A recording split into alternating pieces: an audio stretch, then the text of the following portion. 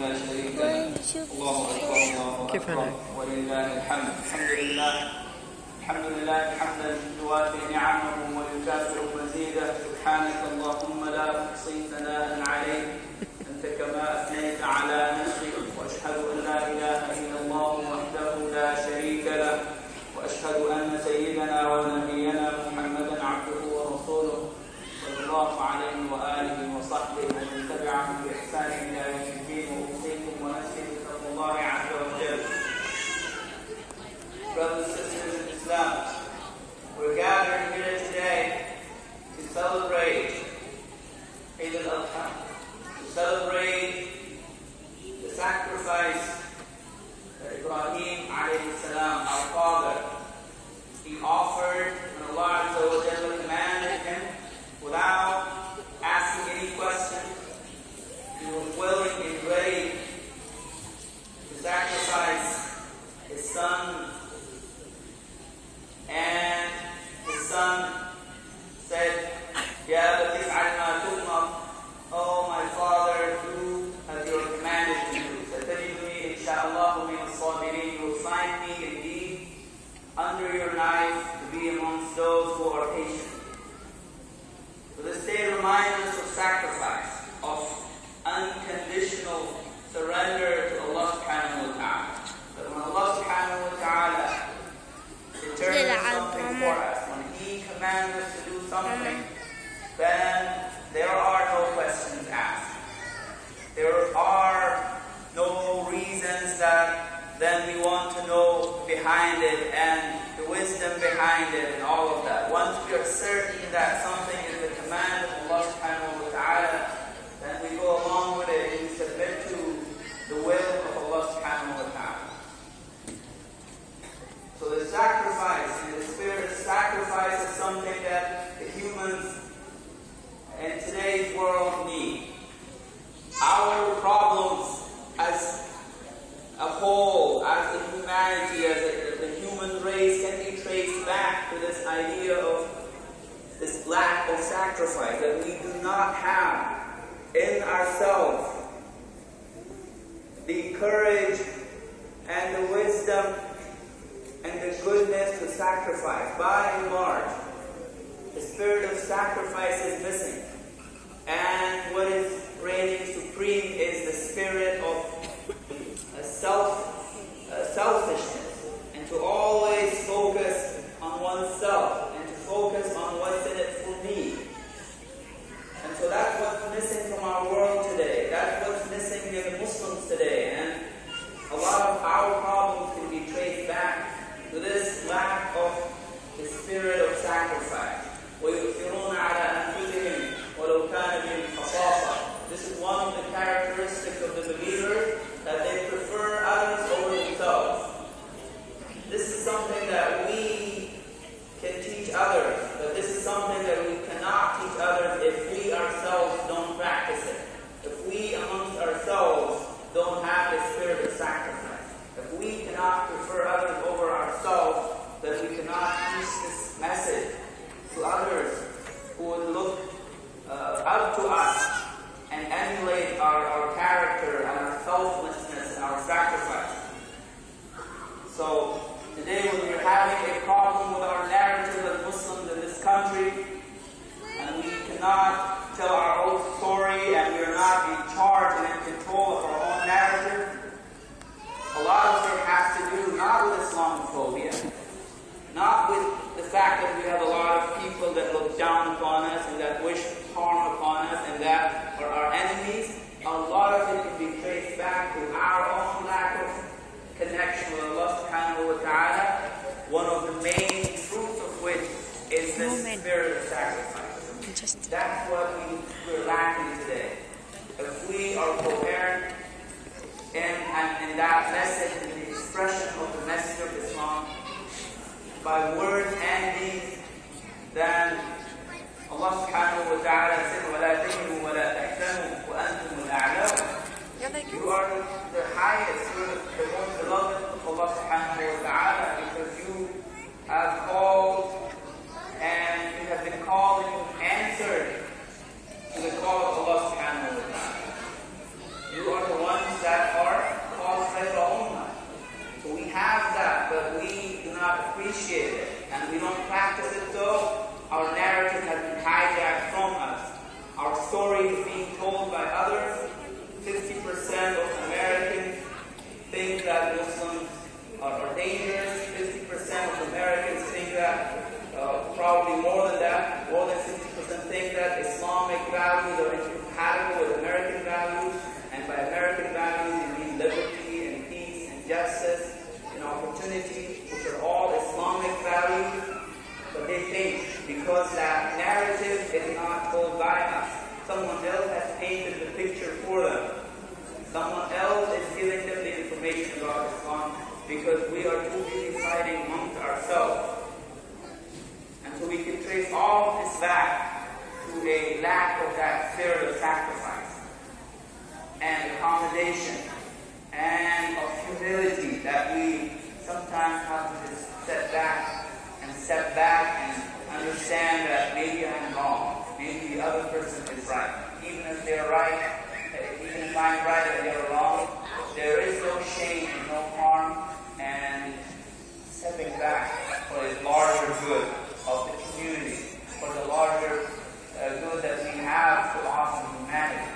That is the message that we have when we're celebrating on this day of peace. So if you don't understand this message, and if we don't show it through words and deeds, then we should ask ourselves, why are we even celebrating Eid al-Adha, the Eid of sacrifice, when we are not able to sacrifice in very small ways?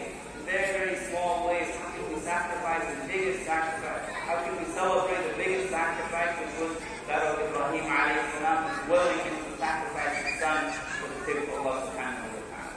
أقول قولي هذا وأستغفر الله لي ولكم واستغفروه إنه هو الغفور الرحيم.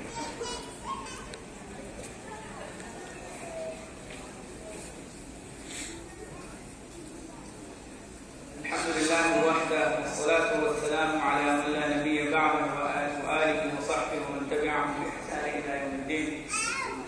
Brothers and sisters, it's not all doom and gloom though. We have been blessed by Allah subhanahu wa ta'ala. Number one, we are here, and Allah Azza wa Jalla, whether we were born here, whether we converted to Islam or we converted to this country, Allah subhanahu wa ta'ala has a plan for us. In the same manner that Allah subhanahu wa ta'ala had a plan for Hajar alayhi salam and Ismail alayhi salam when he commanded Ibrahim alayhi salam to take his wife and his son to this uncultivated, uninhabited piece of land in Mecca, and they were settled there. Now Ibrahim alayhi salam obeyed the command without asking questions, but there was a reason, wisdom behind it. There was wisdom behind it for the house of Allah to be established. When Ibrahim alayhi salam said, رَبَّنَا إِنِّي أَسْكَنْتُ مِنْ ذُرِّيَّتِي بِوَادٍ غَيْرِ ذِي زَرْعٍ عِنْدَ بَيْتِكَ الْمُحَرَّمِ رَبَّنَا لِيُقِيمُوا الصَّلَاةَ فَاجْعَلْ أَفْئِدَةً مِنَ النَّاسِ تَهْوِي إِلَيْهِمْ وَارْزُقْهُم مِنَ الثَّمَرَاتِ لَعَلَّهُمْ يَهْتَدُونَ. And when he established his wife and his son there, and then when Hajar alayhi salam was running back and forth looking for water for Ismail alayhi salam, for a little infant Ismail alayhi salam, who was turning and tossing on the ground because of the heat and the thirst, and then Allah subhanahu wa ta'ala through the angel blessed him with the water of Zamzam. All of this had parallels to what is happening to us. We are here, and Allah subhanahu wa ta'ala doesn't do anything without a reason and without wisdom. So let us realize that our calling and our message is much more than just pursuing the American dream of finding a job and living a happy and prosperous life. That we can get anywhere. Allah subhanahu wa ta'ala will give us our risk no matter where we are. So that should be the number one concern for us. We should make our best efforts to make our living. But our duty and our calling as Muslims is something far greater.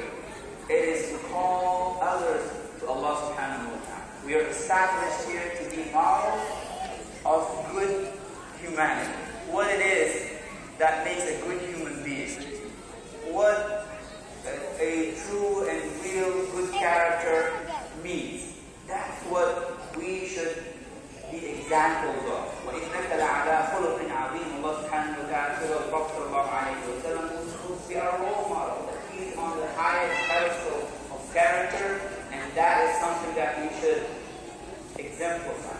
That is something that we should show through our words, in deeds, and indeed, it is not all doom and gloom. There is a lot of good. There is a lot for us to be grateful for. Since 2000, the number of masajid have doubled in the United States. People are more connected to Islam. People want to know, our youth are coming back to Islam and realizing that they can't live empty lives without the spiritual connection to Allah subhanahu wa ta'ala. So there's a lot of good that we should be grateful for, but there's a lot of more work to do for us. We have to understand that we cannot live in this country without being familiar with the social current, without being familiar with what society works, how it works, and how we can be parts of this society.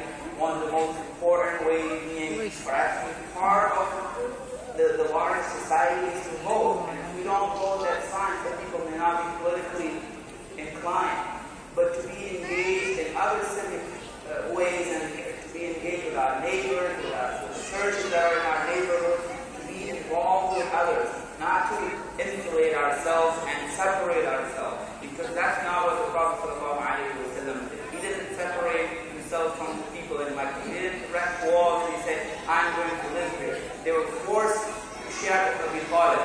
They were forced out of Mecca to battle here in Mecca because of persecution, but they never left themselves until it was impossible for them to live there.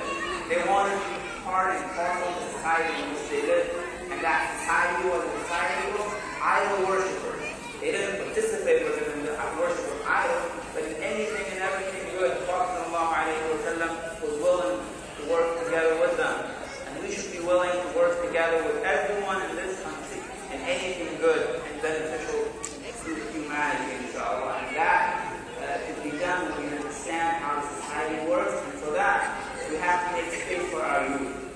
We have to allow them to step forward and to allow them for them to hold the torch, inshallah, once the older generation has done a tremendous job.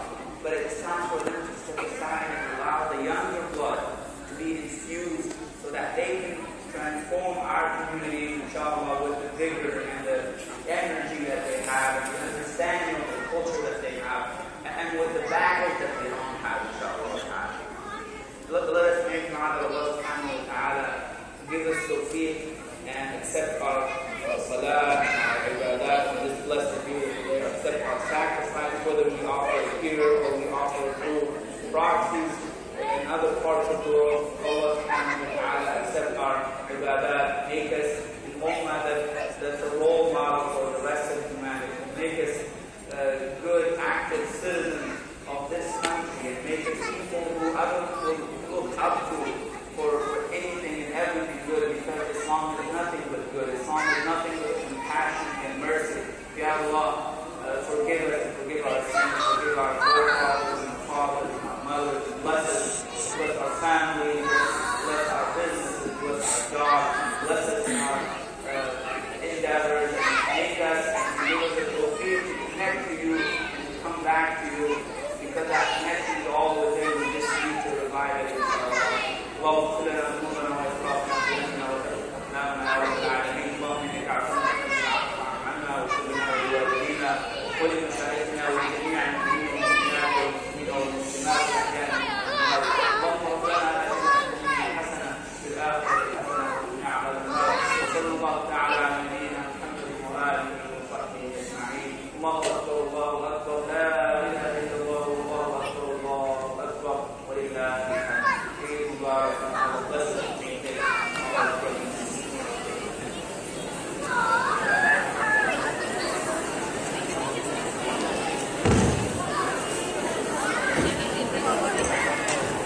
Send my balance then. What? Assalamualaikum, brothers. Please deposit your